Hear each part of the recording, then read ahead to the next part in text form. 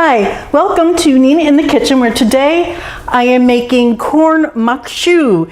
Corn maque choux is a side dish that has come out of Louisiana, where it was a family recipe. It would be passed on to people, and there were very few recipes for it. It's actually kind of rare that you see any, but of course now with the internet that's changed.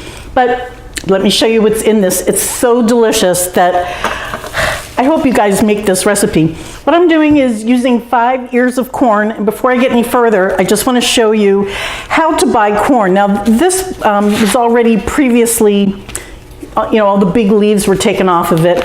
I'm using 5 ears only because that's what was on sale. I got 5 ears, $2 or something. So what I do is, instead of peeling this at the store, because as soon as you do that, you're beginning this process where this begins to get starchy. So you want to keep the leaves on for as long as possible. And I bring it home like this, and when I'm at the store, I feel it, and through the leaves, you can feel if there's any holes, any gaps. Typically, now there's a little piece right there that might be missing. I can feel through here that these rows are nice and straight and full. So now let's see what we have. Yeah, see that little bump that I felt? That was this little bruised area. But anyway, so that's a nice ear of corn. You just take everything away. You can use a paper towel. Damp paper towel can help you get this silk off of it. And then different people have different methods for how they remove the corn from the husk. Some people will put it on a bundt pan and take a knife and then just cut down like that. I find that the easiest way to do it is to use my mandolin. Let me just clean this up and I'll be right back to show you what I do. What I do is I use my mandolin and I put it at a level that I think is going to cut these kernels off. And then you just go, you can use a Kevlar glove, but I don't bother. But you just go right down, make sure your fingers are out of the way of that blade.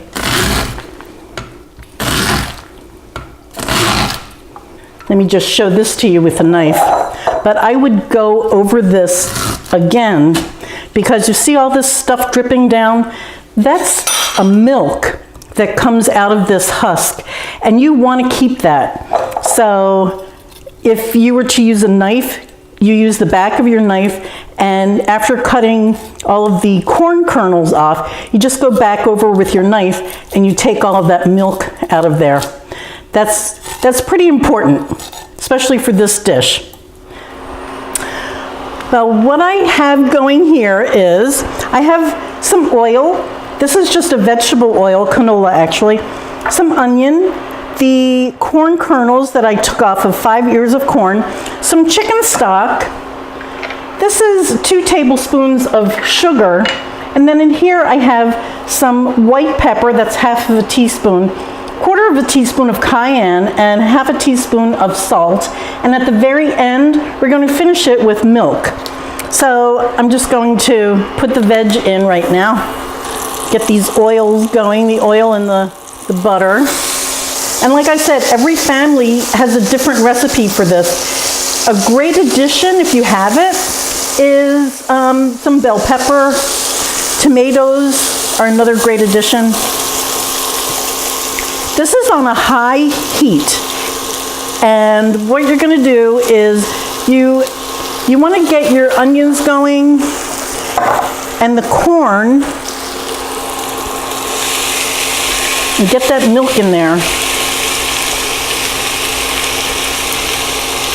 The corn milk. And you cook this on high for just a few minutes. What happens is you're going to create a crust in the bottom of the pan, and you want that. That's one of the techniques for this particular dish.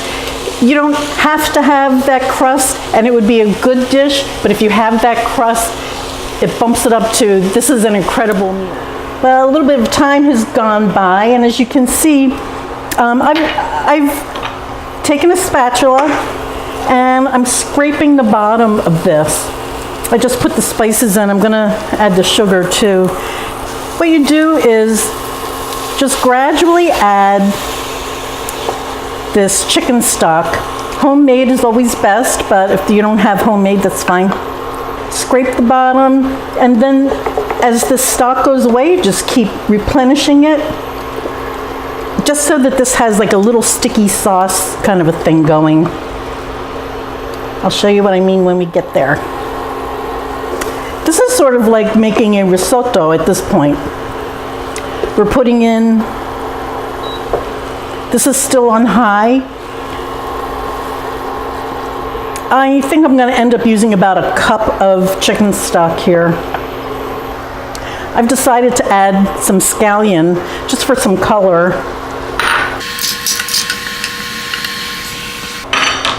And I'm going to hit it with some black pepper. You know, pepper hits your mouth at different times.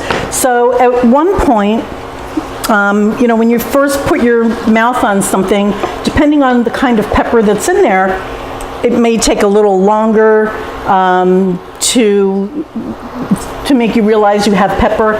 Sometimes it's in the back of your throat, sometimes it's in the front of your tongue. So, so pepper is interesting. And in Cajun and Creole foods, they use pepper, and they use multiple peppers so that you get a different taste as you're chewing your food. And this is one of those dishes. This is a Cajun dish, I believe. It's just so good. So we have the white pepper, the red pepper. I put a little black pepper in there, and this is looking pretty good. I think I'm going to let this cook down. You see this stock is sort of disappearing. So I'm going to let this cook down, and we'll see where we are. This has been on for about 7 minutes, and if I move this, do you see this stuff at the bottom? That is what you want to develop. This is the crust that I was talking about. It's like a caramel. If you can see it, it's kind of gooey because of the starches from the corn, and there's some contribution there from the chicken stock as well. So now I'm just going to add, this is half and half, and I have a half cup to play with. I want to see how much this takes, because I may not use the whole half cup, I'm not sure. Oh yes, I will. Look at that. It looks so good.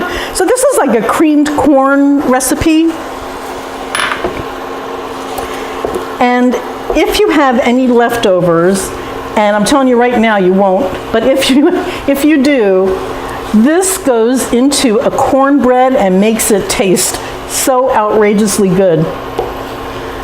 Just for a little variation on cornbread. So now all of this stuff is up off of the bottom of the pan. You can see my pan is clean. So all of that fond is now in this dish, and let me just get a tasting spoon.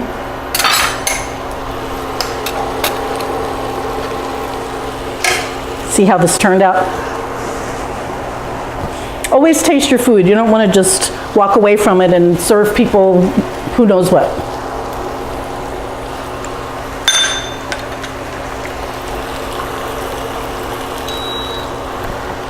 We're there. It's done. What a great dish. It's got that little sweet from the sugar and from the corn, and then the savory from the chicken stock, creamy with the butter and the milk, and then just a little poke of heat. It's not too hot, it's not too spicy, but you can make it as spicy as you want. This is such a fantastic dish. It's not one that's very popular, but I'm out to make it popular because that's how good it is. So I hope you try it. Thank you so much for watching today, and I hope to see you again. Please follow me by subscribing on YouTube. It's free. And Nina in the Kitchen on Facebook. NinaInTheKitchen.net for the recipes. Thanks guys so much. Bye.